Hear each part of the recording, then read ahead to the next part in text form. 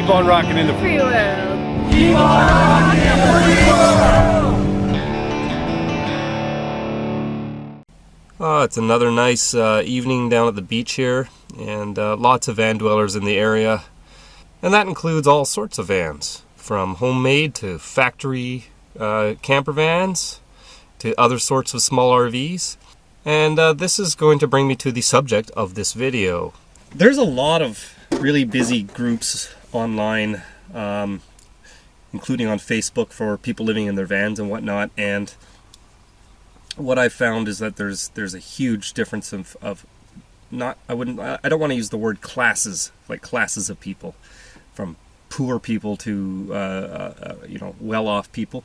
I would say just more different personal choices of their lifestyle. Some people are travelers, some people are urban dwellers like myself, and then there are some people who don't have much, and they put everything they had into buying a van and moving into it. And then there's other people that simply work a regular job, like I do. There's other people that work online and such, and they travel around a lot with their vans. And then there's the people that got a big inheritance, or they sold their sticks and bricks and bought a van, and they're basically retired, and they're just living the life. So they all fall into the van life category. And when I say van life, I mean vans as one type of RV. Camper van is one type of RV, but also people in Class C's and Class A's, and an RV is an RV. If it's got a bed and a sink and a stove, it's an RV. One girl in her van posted to one of the van dweller groups on Facebook recently. This is what she says. I'm not going to name anyone because I don't like to do that, but I'll just read what the post says. She said, "I want to start getting the confidence to post pictures of what van life really looks like." Now, I guess what she means by that, to her, what it looks like to her.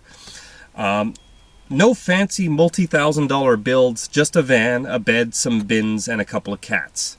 I'm so happy traveling, no expensive build necessary, as if I could afford it anyway. As gentrification and wealth inequality continues to rise, as well as the Instagrammers and YouTubers, and this image of van life explodes that once again erases the poor, the marginalized, the people who choose this life because they didn't fit in anywhere else, I hope myself and others can also share our stories.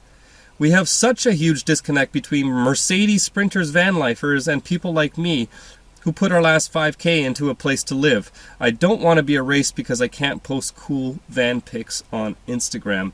Now, basically, everything she said is just perception. It's her perception. Again, like I said, people that live in vans are all demographics, from poor people to well-off people. There's a huge variety. Over last summer here in Vancouver, meeting so many people and young couples and women living in their vans. A lot of them are not 4 or 5 times more expensive than my van. They're not exactly poor at all.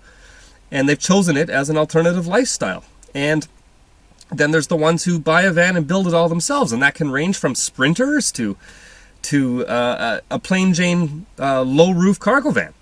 Everyone's got their flavor. But I don't think that when you say what van life really looks like, that's very fair, because van life can look like different things to different people. What you should have said is pictures of what your van life looks like, or pictures of what lower income van life looks like. Van life isn't about a bunch of low income people living in cargo vans with a mattress on the floor in them. That's part of it. That's not quote unquote van life for the masses. I mean, van life can be anything. Just like there are people that living in rundown, disgusting apartments on welfare, and then there's people that buy nice apartments and they spent $1 million on these places and they got nice places. One's an apartment, the other's an apartment, but they're different. But they're still all apartment dwellers. So I don't think that you should feel like you can't post pictures of your. You know what? A lot of people really prefer the very minimalist van lifestyle. People with money sometimes choose to buy an empty cargo van, buy some bins at IKEA, and put a mattress on the floor because they don't want anything else in their life. They don't want clutter. They don't want to have to deal with things. I meet so many people in their vans, and they're not homeless poor people. They're working class people who think my van is too extravagant. Like, I've been told before, why do you need a shower? You can always just get a gym membership. Why do you need a kitchen? there's a lot of things in my van that some people simply don't even want in their van. So it's not about the fact they just don't have money to buy a Class B like this. It's just a personal choice. And I don't think you should ever feel bad that you have a van that doesn't have all this stuff in it. I think that's awesome. In fact, I'm kind of jealous of these vans sometimes. I see some people's really cool custom boogie vans like from the 70s and 80s, and they got nothing in them except a little ice box and maybe a sink. And they're really living minimalist. And you know what? These people are generally always happy. It's like people living in Volkswagen vans. I've met so many couples living in VW Westphalias. I mean, you can't even stand up in them unless you pop the roof up. But they're perfectly happy and perfectly comfortable. I've seen I don't think it has anything to do with whether you buy a Sprinter or you buy a Ram van or whether you buy an Express van. I mean, it's all just personal choice. If I had $100,000 expendable income tomorrow and I had to go buy a new van, and it wasn't factory and I had to build it myself, I wouldn't buy a Sprinter. I'd buy probably a Chevy Express van, and I'd cut the roof off, I'd put a high top on it, or I'd buy a Cube van, something like that. I have no interest in a Sprinter. There's people who spend tons of money on rigs and they're not driving Sprinters. And then there's other people who have a lot of money in the bank and they choose to go completely minimal and have just a regular little plumber's van and have the basic bare necessities in the back. That's normal too. So again, everyone's different. You should never feel bad about it though. In fact, I would promote the fact that you don't have the shower, you don't have all the bells and whistles, and you're happy.